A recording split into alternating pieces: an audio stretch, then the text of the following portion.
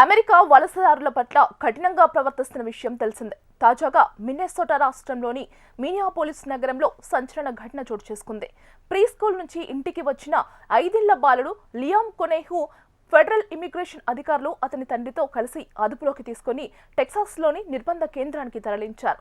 ఈ ఘటనపై అక్కడి ప్రజలు, ఆ చిన్నారి స్కూల్ సిబ్బంది, ఫ్యామిలీ లాయర్ ఆగ్రహం వ్యక్తం చేస్తున్నారు. గత కొన్ని వారాల్లో ఇదే ప్రాంతానికి చెందిన 4వ విద్యార్థిని ఇమిగ్రేషన్ అధికారులు అదుపులోకి తీసుకున్న ఘటన ఇది.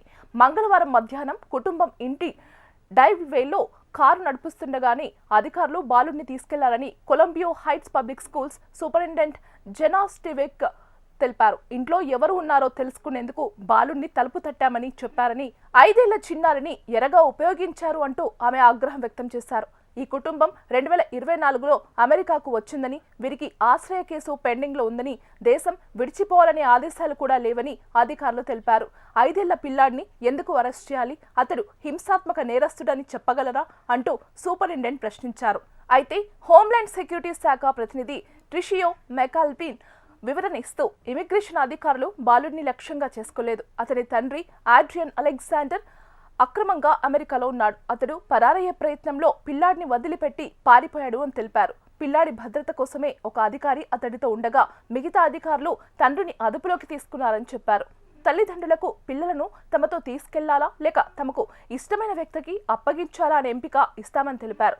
కుటుంబ న్యాయవాది మార్క్ ప్రొకోష్ తెలిపిన ప్రకారం బాలుడు అతని తండ్రిని టెక్సాస్లోని ఢిల్లీ నిర్బంధ కేంద్రానికి తరలించారు. వారితో ఇప్పటి వరకు ప్రత్యక్షంగా మాట్లాడే అవకాశం లేదని తెలిపారు.